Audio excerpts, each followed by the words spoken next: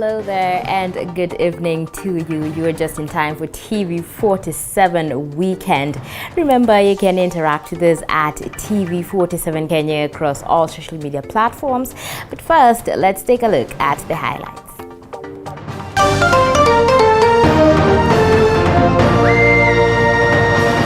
Tonight, FKF President Nick Mwendwa arrested. Amechagua committee tume-reject. Hakuna committee itaendesha football. DCI sleuths currently interrogating him over graft claims. You can do it if you're determined to do it. And that's why we want to bring all our people together so that we work as one nation, one people. Raila vows to fight graft if elected president. Harambe! Harambe! As Ruto insists on politics of unity. Inabidi urauke mapema 5 uendee maji huko kwa mto. Na hizo ndio masaa nazo ipo wanarudi kwa maji. We shall tell you about the Timbere residents who have never seen tap water.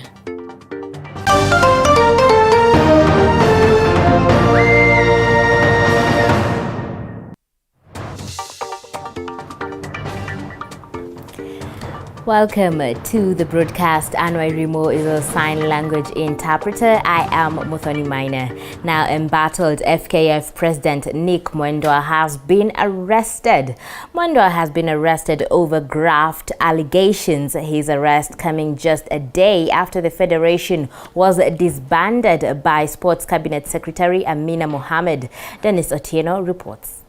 The tussle of football affairs in the country have intensified despite threats by World Football Governing Body FIFA banning Kenya from taking part in international football competitions. FKF President Nick Mwendwa this evening being arrested by police officers from the Ethics and Anti-Corruption Commission in conjunction with the Directorate of Criminal Investigations. Mwendwa was arrested from a Nairobi hotel where he was meeting the national football team Harambee Stars, which is preparing to take part in its 2022 World Cup qualifiers match against Rwanda's Amavubi on Monday at the Nyayo National Stadium. Mwendwa was arrested and rushed to the DCI headquarters along Kiambu Road and held for interrogation regarding graft allegations that have been dogging the federation. This comes barely a day after Sports Cabinet Secretary Amina Mohammed received an audit report from the sports registrar, disbanding the federation and appointing a caretaker committee that will run football affairs in the country for a period of 6 months. After 16 days of hard work, the task force appointed by the registrar delivered a report to her. The registrar, after going through the report, forwarded the same to my office with very clear recommendations. I have agreed to appoint a Football Kenya Federation Caretaker Committee comprising of the following for a period of 6 months. Mwendwa, however, remained adamant of maintaining his mandate, noting that he is protected by FIFA, dismissing CS Amina's instructions. It is very clear kuonyesha kwamba amechagua committee tume-reject. Hakuna committee itaendesha football. Kwa sababu members wa football walituchagua tufanye hiyo kazi, tuendelea kuifanya. Football yetu yote itaendelea kuchezwa. The FKF Caretaker Committee, which was formed by CS Amina, has this morning suspended 5 domestic football leagues for a period of 2 weeks, despite Mwendwa's affirmations that football in the country shall run regardless of the disruptions. Endelea na football. Tutachezwa nchi nzima. National team itacheza na Uganda leo irudi. Monday tutacheza na Rwanda. Kama mtu anataka kuzuia basi azuie, alafu tuone itafanyika vipi. Lakini sisi tunaendelea na kazi yetu. Kama kuna committee na mtu wa committee anaona ni halali, hiyo nitawaachia wafanye. FIFA has threatened to ban Kenya from participating in international football competitions in what it terms as government interference, calling on the Sports Disputes and Resolutions Court to solve the matter. Mwendwa's arrest is, however, likely to accelerate Kenya's impending ban. Dennis Otieno, TV47. Thank you, Dennis, for that report. Now on to political matters, as ODM leader Raila Odinga today took his Azimio la Umoja campaigns to Makueni County, where he was welcomed by the three governors from the region as he promised Kenyans of dealing with corruption if elected president. Joash Ansare reports.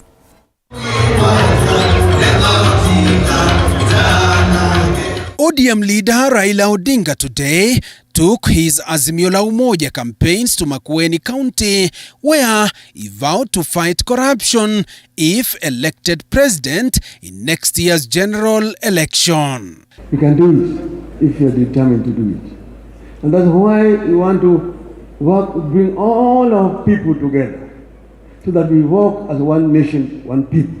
Odinga was received by governors from the three counties in the region. The ODM leader said that Kenya loses a lot of money through corruption, promising to seal all loopholes. Mimi najua pale kuna mianya pale ambapo natoboa. Mtaziba zote. Tutapata pesa ya kutosha ya kumudu hiyo mpango kama haya. According to the ODM boss, Kenya is working towards its third liberation, insisting that young people need to be empowered with skills and given money to start and grow SMEs. Kenyans do not want to cook fish. Kenyans want to know how to fish themselves. This is what we want. We want to make all Kenyans fishermen and fisherwomen, so that we can walk with pride as a proud people.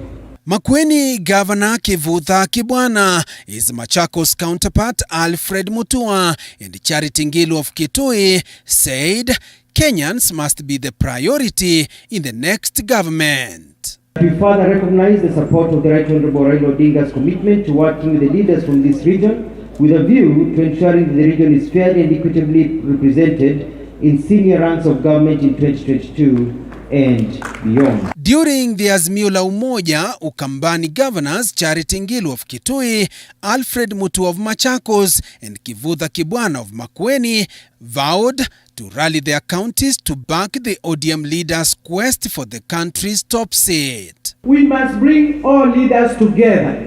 I want to see Mheshimiwa Musalia Mudavadi on the same table. I want to see Mheshimiwa Kalonzo on the same table. I want to see Mutua on the same table. I want to see Kibwana on the same, and I will be there also. And I can be the chair. BAMBA is magnanimous. And we really would like that Kenya where there is no problem because anybody can be told, come sit here, tell us your story, what do you want us to do? That we will join hands with the Right Honorable Raila Amolo Odinga for the 2022 elections of the Republic of Kenya and Azimio la Umoja. Joash Ansare, TV 47. Now, a section of Ukambani leaders now claim governors from the region have been forced to support Raila Odinga's 2022 presidential bid. This as Deputy President William Ruto toured the region and challenged his opponents to fold their parties and form one party that will unite Kenyans. Mike Kagongo reports. Deputy President William Ruto today embarked on a charm offensive in a bid to woo Kitui County residents. The DP reiterated that his opponents should fold their parties and form one party that will unite Kenyans ahead of the 2022 general elections. If you cannot agree on a simple thing as a political party, each one of you is carrying around a tribal party, and you want to tell the people of Kenya you are interested in the unity of the country. Who are you lying to? This as his allies claimed that the Ukambani governors have been directed to either support ODM leader Raila Odinga or face corruption charges. Magavana wamekimbia huko kwa kitendawili sijui Azimio la mawe kwa sababu wameambiwa wakionekana karibu na deputy president watashikwa. Kama ni kushikwa, watu watashikwa. Hatunajua wamelazimishwa through blackmail waende wamulaki ama wasupport Raila Odinga kwa sababu Raila Odinga ni project ya deep state. Yes. Na sisi tunasema tunajua kwa nini mnaongopa mnaenda huko. Kwa sababu tunajua nyinyi kazi yenu mmefanya na mambo ya corruption mingi sana. Arudi hapa Kitui, awache kutukana watu, awache uongo, awache kisirani, asaidie hawa vijana wafanye kazi, wapate kazi. Sawa sawa? According to the leaders, the governors have been forced to support Raila Odinga to save themselves from prosecution. Ndio sababu mnatumia huyu Raila Odinga so that you can be covered or protected from DCI or EACC. Lakini nasema hiyo maneno is very short lived. Kama ni kushikwa, watu watashikwa. Kwa sababu kama mtu amekimbia kule ndio akasafishwa labda turudie hapa, kitu ya kwanza tunamkataa. Meanwhile, a section of Mwingi youth in Kitui County have called for a probe on how 3 million shillings donated by Deputy President William Ruto was shared out. The youth said some individuals hijacked Ruto's visit and allegedly disappeared with the money meant to boost small-scale traders and border operators. That one is not bottom up. Kwa sababu gani? Nakuja hapa umetuletea watu wengine hapa hatujui, sijui anasema namna gani. Umekuja umewapatia pesa. Sijui hiyo pesa ni ya kwenda kujenga maploti zao. Kama ni kupeana pesa next time, utafute watu wa kiwango ya chini. Ukipatia watu hao wako juu, au tupatie chochote, hawatuoni. Mike Kagwango TV 47. Now, religious leaders in the country now want political leaders to lower the rising political temperatures in the country to ensure a peaceful nation ahead of the 2022 elections. Speaking in Kabarnet area, Baringo County, the Interfaith Council leaders said political tolerance should be observed to ensure elections are conducted in an environment that provides peaceful coexistence, excluding upheavals. They said that what the country should not witness is a repeat of the 2007-2008 violence at all costs. Alifanyika Kisumu chana kwa naibu ya rais ya Kenya. Sio tabia mzuri. Sio tabia mzuri kwa sababu inatukumbusha siasa ambayo ni ya wale ambayo wanashindwa. Violence belongs to cowards and people who are realizing defeat. You know, you are setting a bad example because politicians will come from all walks of life, and we don't want to see that. So I'm asking even the people of Kondole that that was not good. They should not have done that. They should have listened, and then wajiulize hii iko namna gani, itatusaidia ama itusaidii. Wakati huu mimi najaribu kuhimiza vijana wa Baringo tujaribu kuelimika na tujiulize hizo furugu zinasaidia nini. Hata wale ambao walifanya hiyo furugu finally hakuna kitu walifaidika nayo. North Rift Economic Bloc Coordinator Joseph Makilap warned leaders against inciting the youth to cause violence, noting that such leaders should be dealt with accordingly. Raila came to Eldoret and he was received. There was no violence, there was no stones. So we also expect Ruto when he visits Kisumu, there is no stones. So the way we received Raila in Eldoret should actually be replicated in Kisumu. So we call the people of Kisumu to become a little bit civilized, not to stone people. Political tolerance is important. Kama wewe utaki mtu kupikia kura, usimpige kwa mawe, ungoje kwa debe, umkataze. Sasa kama mnatumia vijana kurusha mawe kwa magari ya Deputy President, ndio Deputy President atoroke. Ndio ijulikana kwamba kwa sababu Kondele ni bedroom ya Molo Odinga. Hiyo ni utoto mingi hiyo. Sisi kama jamii ya Kalenjin, sisi hatutaweza kulipisha kisasi kwa sababu Deputy President ni kiongozi wa taifa. Sio Mkalenjin, is a leader. So we cannot revenge on behalf of our leader. Sisi tunataka kuuza amani, tuseme watu wetu wakae kwa amani. Hata Raila akikuja Rift Valley, hata akikuja Kabarnet leo, tutakaribisha yeye na tutarusha yeye na mawe, hatutachokosa yeye kwa sababu tunajua mahali ambapo tunaelekea. Na cha mno ni amani, tuhubiri amani, na kwa wanasiasa tunawapa nasaha wahubiri wakifanya siasa zao wafanye siasa ya kushikanisha watu, si siasa ya kugawanyisha watu. Now it's time to take a very fast short break. We will be right back with more. Do stay tuned.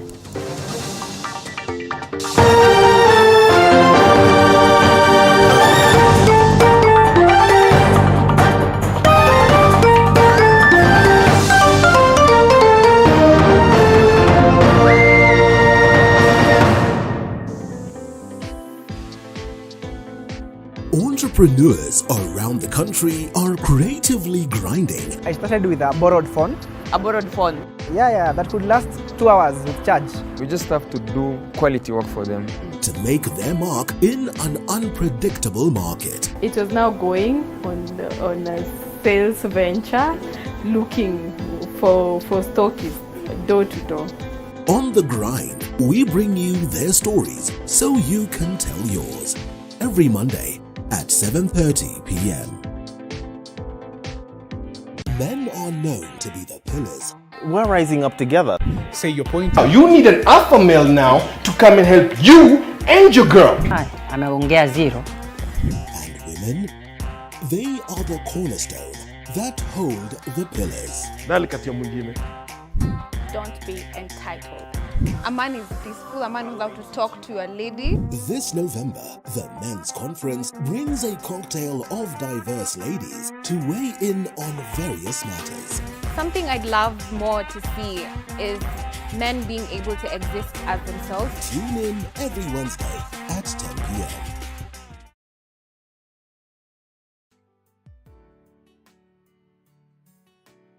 Hello guys, and welcome to Night In with Joy Irungu. Joy Irungu. Joy Irungu. Heartbreak, pain, and tears have been a major part of Night In Season 1. We thank you for being with us on this journey, and for this upcoming season, we will bring you more empowering stories that not everyone is talking about. This is the only show where we keep it authentic. We share our lifetime experiences, and you know what? Tell every person that you can turn your pain into power. Join Joy Irungu on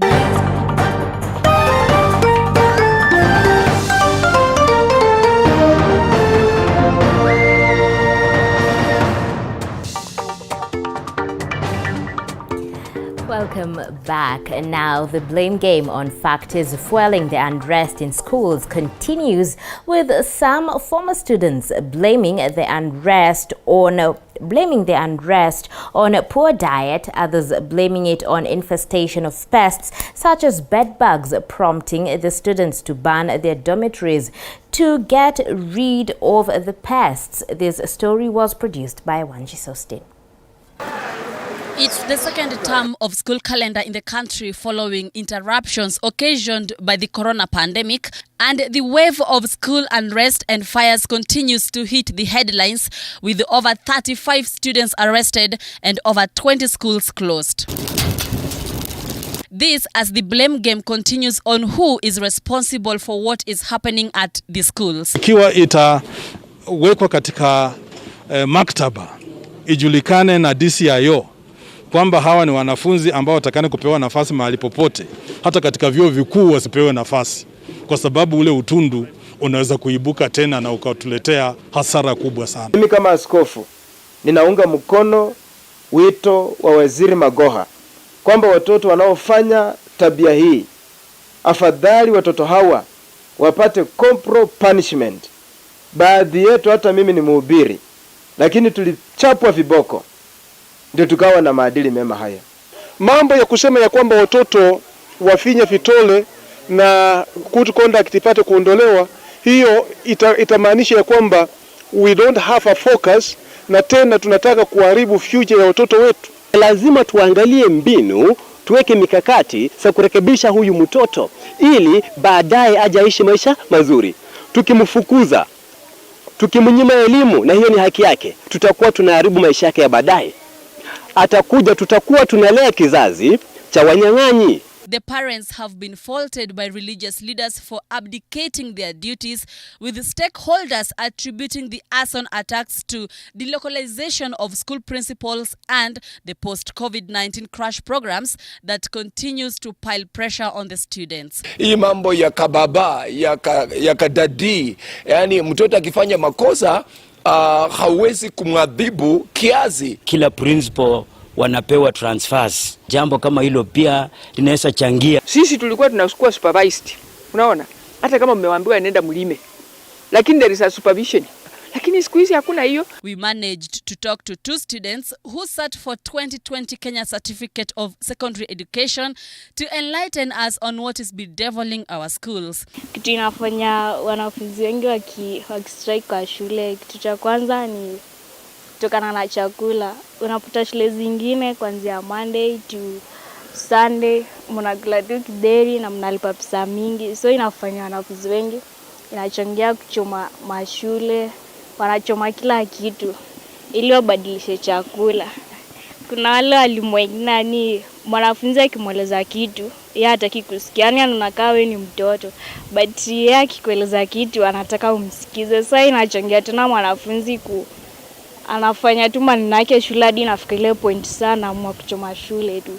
Hizi issue za kunguni pia ni mingi sana shuleni, so kueradicate vitu kama hizo inabidi uchome hizo malazi, na kwa harakati ya kuchoma malazi unajaribu kusema ni watoe hizo wadudu kwa shule, lakini walimu watilii mkazo kwa kitu kama hicho. The stakeholders have, however, stated that corporal punishment is not a solution to the problem. Mtoto umsikiza mzazi wake akiwa kitu cha kwanza. Cha pili akamsikiza mwalimu akiwa mzazi wake wa pili. Cha tatu baba wa kanisa, unaona?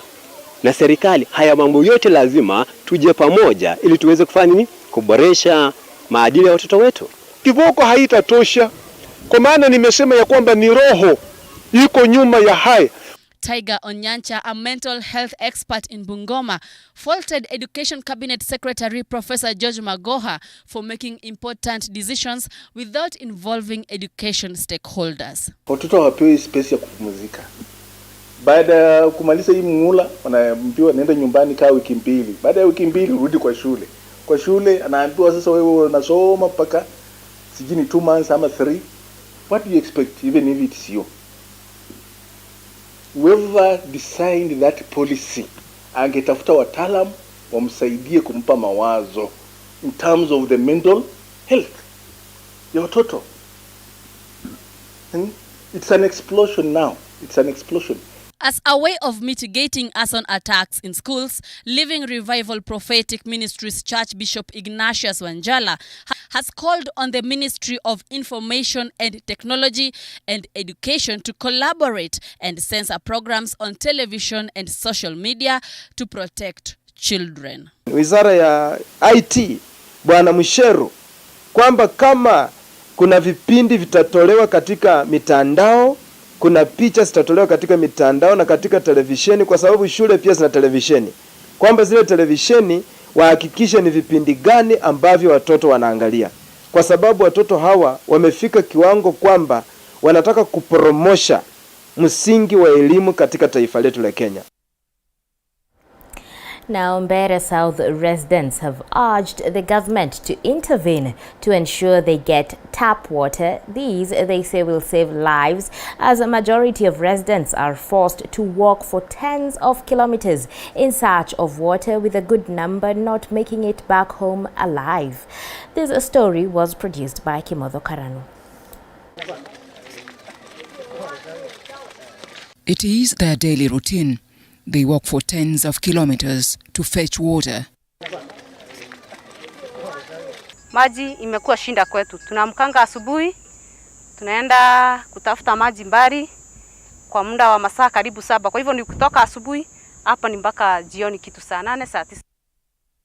Makima Ward in Mbeere South, Embu County. Residents here rarely get clean water despite River Tana and 7 forks surrounding the poor community. Makima Ward ambayo mimi ndiye nimechaguliwa ninaiongoza is the only ward katika Embu County ambayo tangu mwanzo wa dunia hatujawahi kupata tap water. Ndio tu ward ambayo tukitaka kuona tap water lazima tuvuke ng'ambo ya Machakos ama tuende pande ya Kirinyaga ama tuende sehemu zingine za Embu County.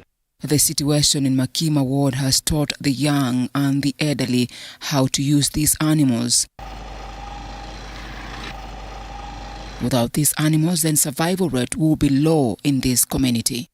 Ukiangalia kwa hii lori ni kuchotea mtu wa plot kila maji inakuwa ni kazi. Ukiangalia ukienda na barabara utapata wengine wanachota na punda, wamama wako na mitungi kwa mgongo. Ukiangalia upande mwingine kama huko kujafika maji, barabara ni mbaya.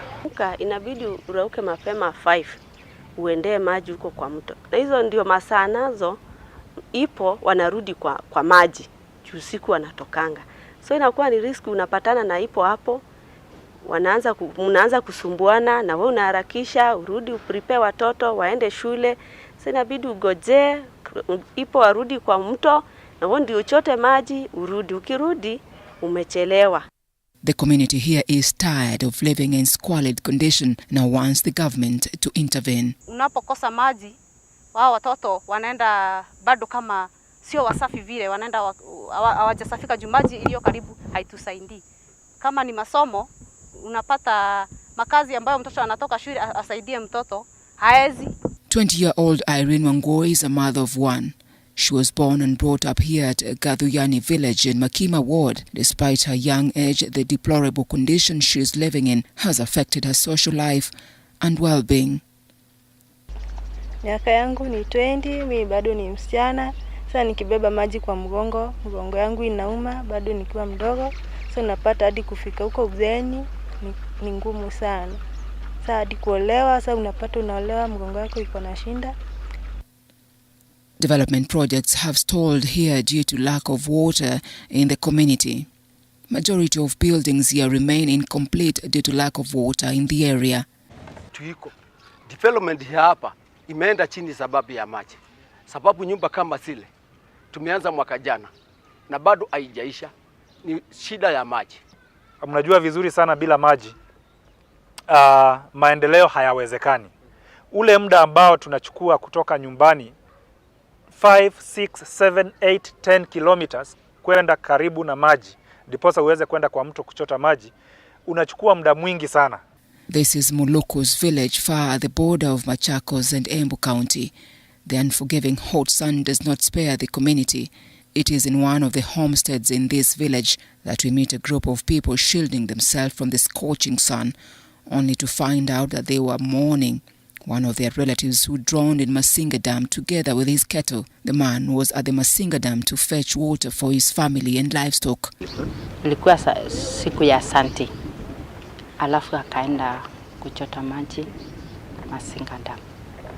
Alafu baadaye tulikuwa hiyo ripoti ya kuingia kwa mto.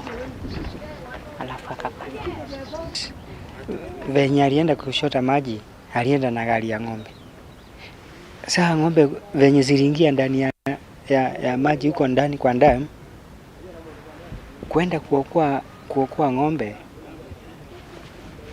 akasinki. Tens of kilometers from Mulukus, we arrive at Gotv village. Here we meet Francis Gashau, a father of 7. Gashau narrates to us how his son was attacked by an animal that looks more or less like a panther. Sasa kakakutana naye kutoka kwa ng'ombe, kakakutana na kijana naye akiwa anapanda na mbuzi. Sasa akamrukia sasa kwa shingo. Akashikwa akashikwa shingo hivi naye akashika hivi. Sasa akatolewa nyama za huku tumbo, akaumwa huku, akaumwa masikio huku yote huku uso. However, Gashau is not a happy man. His wife died after drowning in the same river. Si ndio naye mbimbi yangu sasa unaona naye ndio huyu naye alienda na manji. Tana tu. Alienda naye. 9 kilometers away from Francis' home, we are welcomed by Joseph Gethenji. Gethenji has only one leg. A crocodile attacked him at River Tana. Mamba mwenyewe ndio ikate mguu, bali nishika mimba. Nini misisi ya mti. Tulingana sana naye.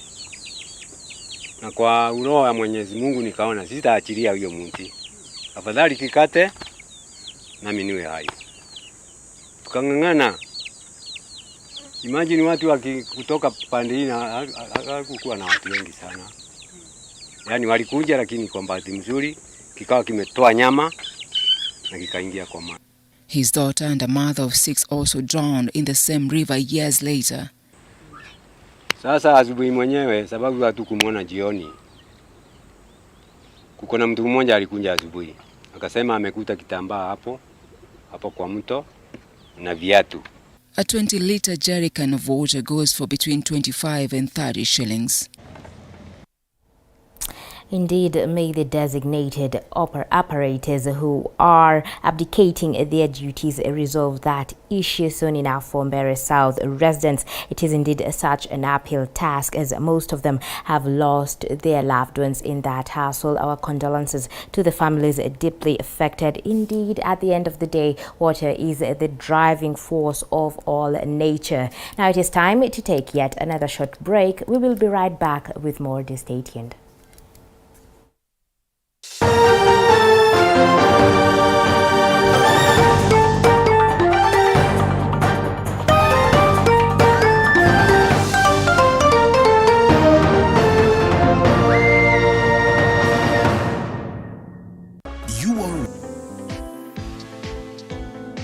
Entrepreneurs around the country are creatively grinding. I started with a borrowed phone. A borrowed phone? Yeah, that could last 2 hours with charge. We just have to do quality work for them. To make their mark in an unpredictable market. It was now going on a sales venture, looking for stockists door to door. On the grind, we bring you their stories so you can tell yours. Every Monday at 7:30 p.m. Men are known to be the pillars. We're rising up together. Say your point. You need an alpha male now to come and help you and your girl. Ameongea zero. And women, they are the cornerstone that hold the pillars. Don't be entitled. A man is peaceful, a man knows how to talk to a lady. This November, the Men's Conference brings a cocktail of diverse ladies to weigh in on various matters. Something I'd love more to see is men being able to exist as themselves. Tune in every Wednesday at 10 p.m.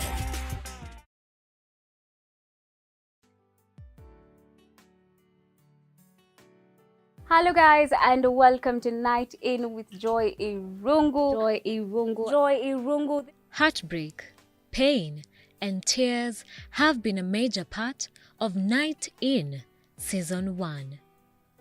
We thank you for being with us on this journey, and for this upcoming season, we will bring you more empowering stories that not everyone is talking about. This is the only show where we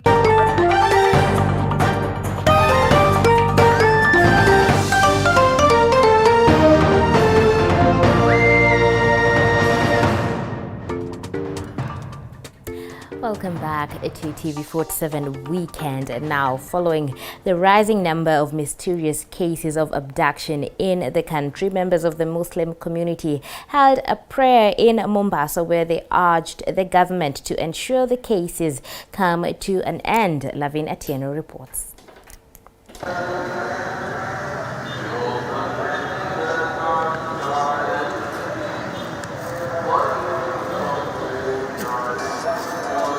As of now, 43 people have been reported missing in Mombasa among members of the Muslim community. The latest case being of renowned advocate Hassan Nandwa, who went missing and was later found in Mwingi, Kitui County. Vijana wetu wapotea.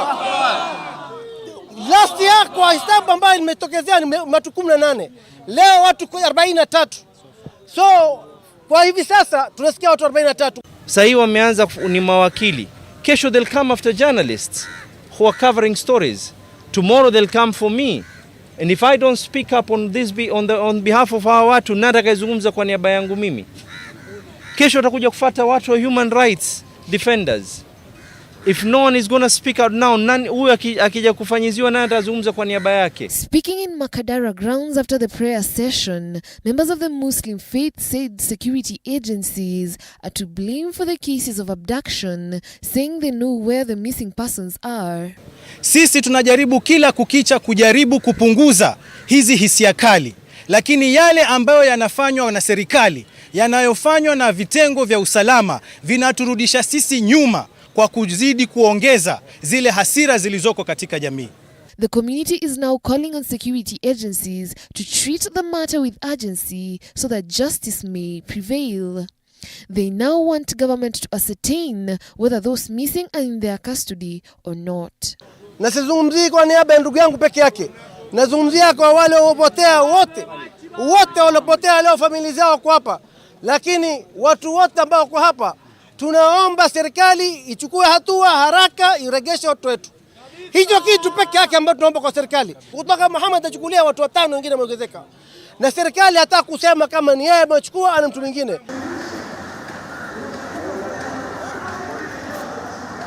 Lavin Atieno, TV 47. Now, as the world marks Diabetic Week ahead of the Diabetes Day that is set to be marked on November 14th, our reporter Boniface Baraza has prepared a special report highlighting the challenges that diabetic patients go through while seeking medication in Cherangani.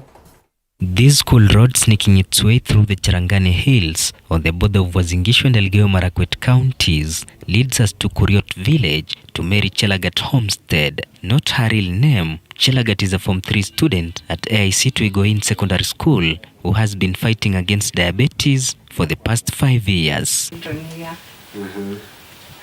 After traveling for approximately 180 kilometers, we finally arrive at the homestead where we meet her mother, preserving her medication in this pot. Ameikava vizuri. Yeah, so alafu the pot itself, even ukiguza hapo ndani, the glass is very cold. Mtoto alikonjeka kama ako class 7, sijui mwaka 5 saa hii. Nikatani ni malaria, lakini nikapeleka Kuriot hapa, kasema malaria. Kakuja kuona mtoto na shidi, anatapika, anakunywa maji. But why is the medication preserved in a pot which was used by forefathers to ensure drinking water remains cold? Shida ya hii dawa ya insulin ni storage. Kwa sababu inahitaji stima kidogo ndio uweke kwa muda mrefu.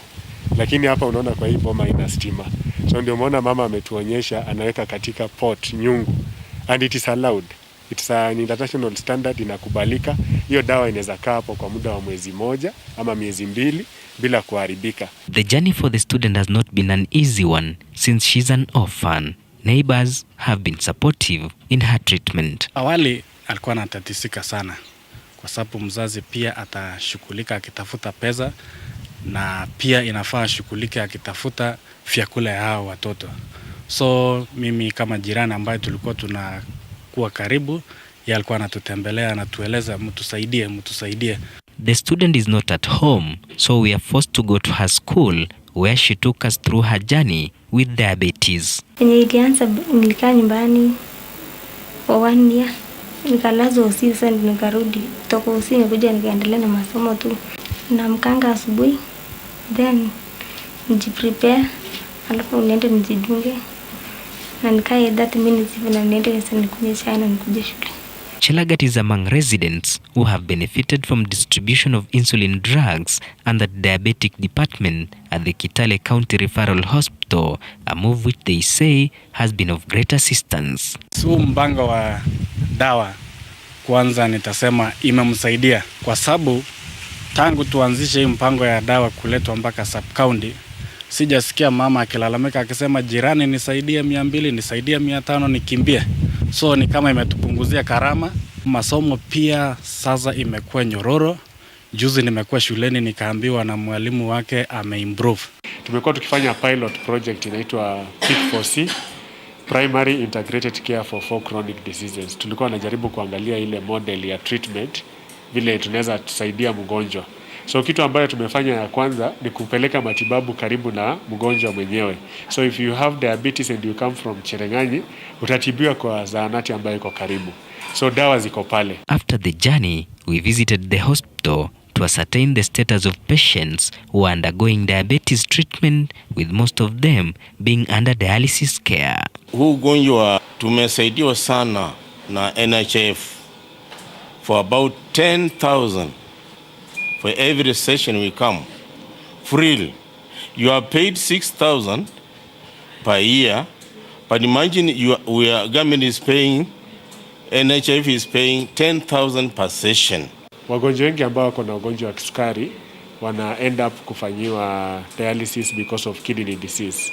Na tuko na aina tofauti za kidney disease, tuko na stages, tuko na stage 1 mpaka stage 4. Most of them who are undergoing dialysis wako kwa stage 4 kidney disease, ambayo tunaita end stage renal disease, kwa sababu ultimate treatment yake ni kidney transplant. But because most people don't afford kidney transplant, tunawafanyia dialysis na wana survive. We proceed to another ward where we meet a patient whose toes were chopped off to contain the effect of diabetes infection. Nilikuwa na hii ugonjwa 2017. Nikakatwa hii mguu, hii kidole ya kwanza hii kubwa. Nilipokatwa hiyo kidole nikaletwa mahali hapa. Siku ya jana nikaambiwa tena nikatwe mguu. Tena nikakataa. Nikasema mimi naimbianga Mungu kanisani. Nitaimbaje? Nitarukaje na mguu moja? But what are the symptoms of diabetes? Mara mingi unapata haina dalili za kuonyesha, but in late stages unaweza kuwa na dalili kama kupoteza uzito wa mwili, kilo zinapunguka, unaanza kukonda. Alafu dalili nyingine ni kuenda haja ndogo kila saa. Dalili nyingine ni ile kukunywa maji sana. Unapata kama ni mtoto ama mtu mzima anakunywa maji kila wakati. Na pia kuna ile kutokwa na jasho kupindukia. Mtu anatoka na jasho zaidi, alafu kunakuwa na uchovu ya mwili. Hata akikaa mahali hataki kuamka. With the high cost of medication, locals have been urged to embrace early screening to be able to combat this disease at an early stage. My encouragement to the people is that kama inawezekana, if you can come to the hospital early for early screening and they put you on treatment, the better, because we'll prevent you from getting to kidney disease. At our county, the 27% ndio wako na NHIF. So importance kwa kila mgonjwa yoyote, hata kama si wa dialysis peke yake, mgonjwa yoyote kukuwa na NHIF ni kwamba utapata service kupitia kwa hiyo kadi yako. Despite the scary signs, Catherine Njogu, a nutritionist, has explained the relevance of embracing balanced diet to contain diabetes. Chakula ikipikwa ikiwekwa kwa sahani, ikuwe na chakula kama aina 4-5 tofauti. Alafu tunasema watu wasiskip meal. Alafu si leo ugali, saa 7 ugali, jioni ugali, usiku ugali. Tubadilishe kama ni kesho inakuwa githeri. All in all, in our county ya Trans Nzoia, Cherangani is the leading for diabetes cases. And mostly in our small researches that we have done is because of diet. Wale watu wa Cherangani sub-county, their diet is poor, and most of them are not feeding mostly on starch na wafanyi mazoezi. Pia obesity iko juu sana, and the central obesity. Hiyo ndio kitu inachangia sana watu wa Cherangani kukuwa na hiyo diabetes kwa wingi. Trans Nzoia County has more than 4,000 cases of diabetic patients, with most of them being adults. The county has recorded a worrying statistics, with Cherangani sub-county topping the list with high number of patients of diabetes attributed to poor eating habits. Boniface Barasa, TV47, Trans Nzoia County. Thank you, Boniface Barasa, for that report. A special shout out to all diabetic patients. Stay strong and keep going. Now it's time